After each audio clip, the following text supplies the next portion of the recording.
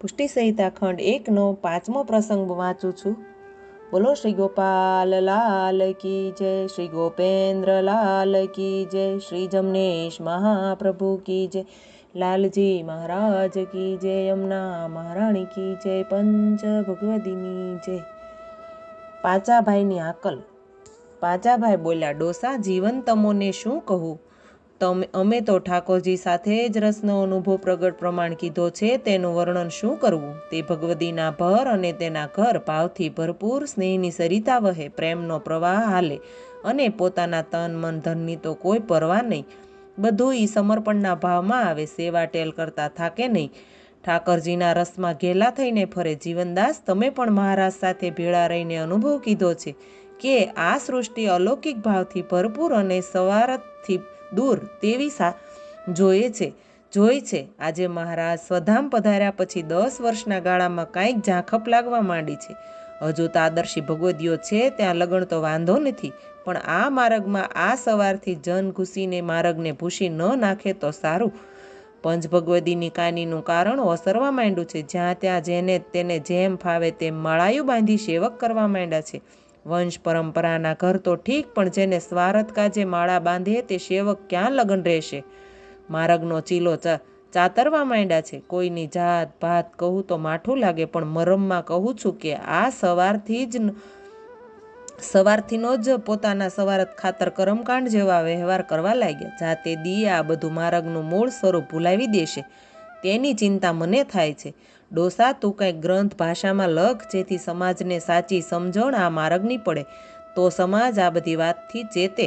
તેવી વાતનો પ્રસંગ કાવ્યમાં ગૂંથીને વર્ણવ કરે, કાંઈક સમાજને હાકલ કર, જેથી કાંઈક સવારથી મોળા પડે, જે ગ્રંથ વાંચી સવારથી ઝાંખા પડે, અને સમાજ આ માર્ગની રીતભાત સમજતો થાય એવું વર્ણન કરીને સમાજને હાકલ કર, જેમાં પ્રભુજીના ગુણરસ અને વૈષ્ણવના ગુણરસનો અનુભવ થાય, આ માર્ગનો મરમ સમજાય તો ઠીક થાય। પછી તો મેં ડોસાભાઈ પાંચાભાઈની વાત માની કીધું કે તમો ઉપજાવો તેમ થાય, બાકી તો સ્વાર્થના જીવડા નરકે જવા તૈયાર થાય છે, તેને કોણ રોકશે?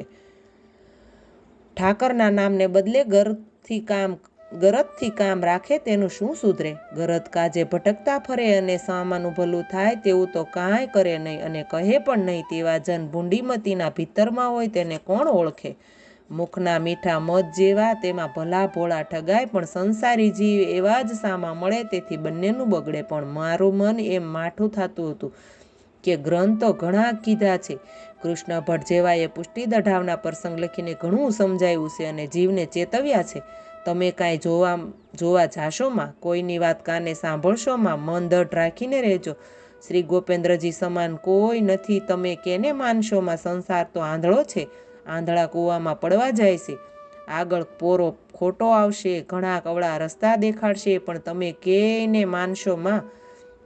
એમ ઘણું કીધું છે, કળી રૂપે વૈષ્ણવ થશે અને પોતાના ધર્મથી ખેડવશે, દીઠામાં ઉજળા લાગશે, ભીતરમાં પાખંડે ભર્યા હશે, મનગમતું દેખાડીને મન ચડાયમાન કરશે, પણ તમો એક દઢ આશરો શ્રી ગોપેન્દ્રજીનો રાખીને રહેજો। છતાં પોતાના ઘર છોડીને બીજા ઘરમાં ભળવા જાય છે અને પછી પાછા વળતા નથી, તેનું ઠાકર તો મોં જોતા નથી, તેવા ભટકતા ફરે છે અને બીજાને ભટકતા કરે છે। પોતાના ઘરમાં કાંઈ દીઠું નહીં, તેમ કાંઈ જાણ્યું નહીં, અને પોતે આડંબરના અંચળા ઓઢીને ફરે છે। અમે સાચા સેવક થયા, પણ સાચું હતું તેને મૂકીને ખોટાની બથે વળ્યા છે। વળી હરિબાઈ અને કૃષ્ણ ભટ્ટ કુરજી ગાંધી જેવાએ શ્રી ગોપેન્દ્રજીના વચનામૃત કરીને પુષ્ટિ દઢાવ લખ્યો છે, તેમાંય ઘણું ચોક પાડીને લખાયું છે। મહાપ્રભુજી શ્રી ગોપેન્દ્રજીએ તે પ્રસંગ ઘણા કીધા છે।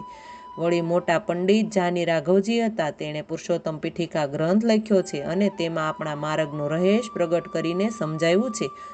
તેમાં આપણા ઠાકોરજીના ઘરની બધી પ્રણાલિકા આવી જાય છે, પણ સવારથી તેવા ગ્રંથને સંતાડતા ફરે છે અને પોતાના મન ફાવ્યા વર્તે છે।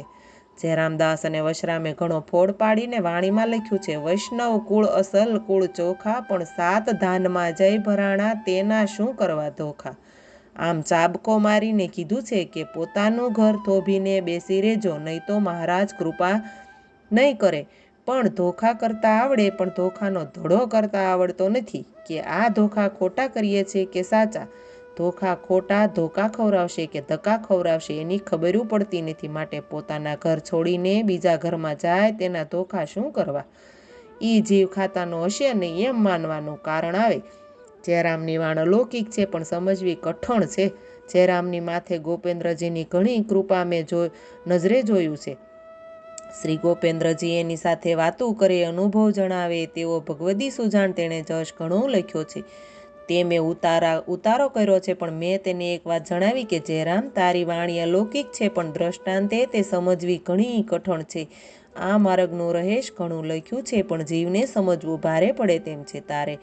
તારે જયરામે મને કહ્યું, ડોસા, તારી વાત સાચી, પણ માર્ગના ગ્રંથ એવા કઠણ ન હોય તો માર્ગનું માતમ શું રહે? આ માર્ગ તો પ્રેમનો છે, સ્નેહનો છે. સિંહણનું દૂધ કાંઈ બકરા બિલાડા ન પીવે. ઈ તો સિંહણના બચ્ચાને જ જરે દેવી જીવ હોય પૂર્વના સંબંધવાળો તો તે સાનમાં સમજે. કોઈને કોઈની સાથે પ્રેમ હોય તો કાંઈ ઢોલ ન વાગે, ઈ તો સાન કર્યામાં સમજે. સમજો, આ તો સુરતાનો માર્ગ છે. એક સાચી સુરતા હોય તો બધું સમજે, પણ સમજવું ન હોય તો કાન ફોડે પણ ન સમજે. લે, આટલી વાતમાં બધું આવી જાય. જેમ તસ્કર એટલે કે ચોર કોકના ઘરમાંથી અંધારે હાથ મારી વસ્તુ લઈ જાય, તેમ જેને લેવું હોય તેનું મન તસ્કર જેવું હોય તો વસ્તુ હાથ આવે અને પામે. ઠાકોરજીને પણ તસ્કર કીધા. ચંચળ ચિત ચોરણ તારુણ્યા, તું તસ્કર છે મારો રે. ચંચળ ચિત્તને ચોરવા વાળો ઠાકર છે, પણ ઠાકરને જાણે તો પણ પોતે ઠાકર થઈને બેસે તો ક્યાંથી હાથ આવે?